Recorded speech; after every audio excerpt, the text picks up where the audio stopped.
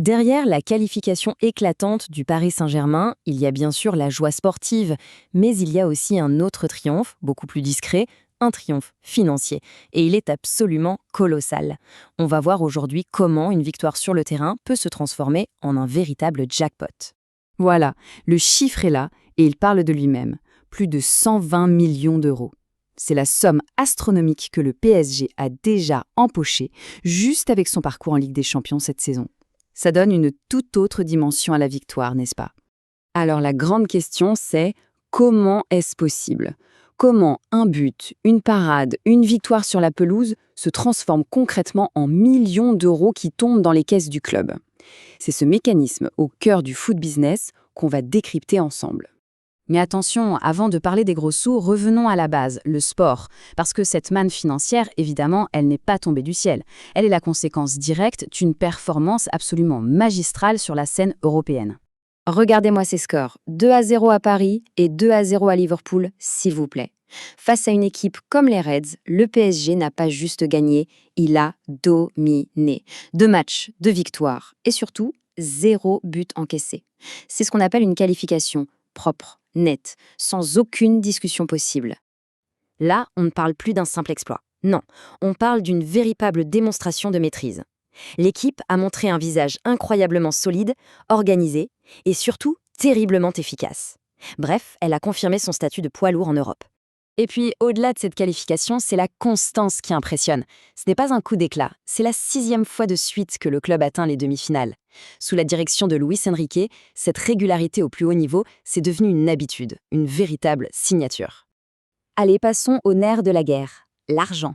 D'où viennent précisément ces millions?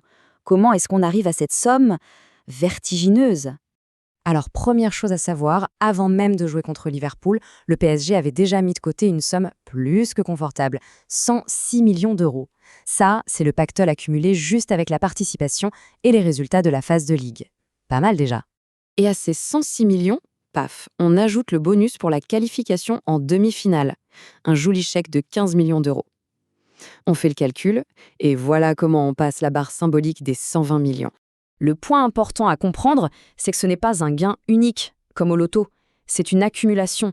Chaque étape franchie, chaque match gagné, chaque point, tout ça rapporte de l'argent et vient gonfler la cagnotte finale. C'est une mécanique bien huilée. Bon, maintenant, pour vraiment saisir à quel point ce chiffre est énorme, il faut le mettre en perspective.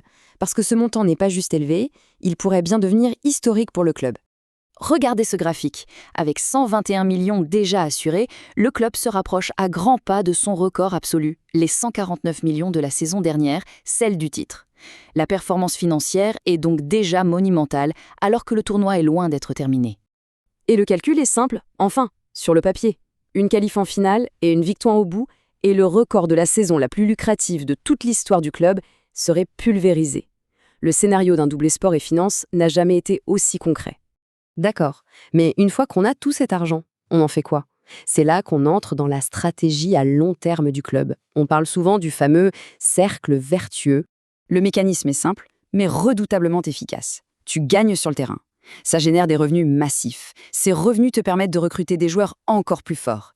Et ces nouveaux talents augmentent tes chances de gagner encore plus. La boucle est bouclée et la machine est lancée. Très concrètement, ce pactole, c'est une arme de guerre pour le mercato d'été qui approche. Ça veut dire que le PSG aura les moyens de ses ambitions pour renforcer l'équipe, et on parle déjà de pistes assez chères pour les milieux de terrain. Et la suite alors, ça promet d'être explosif. Les dates sont déjà fixées, et en face, on pourrait retrouver des monstres sacrés comme le Real Madrid ou le Bayern Munich. Le printemps s'annonce absolument électrique pour les Parisiens et leurs supporters. On va terminer sur cette question.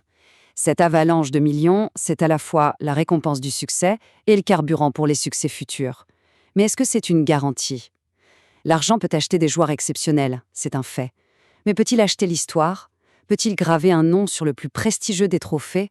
Ça, la seule réponse valable sera donnée sur le terrain.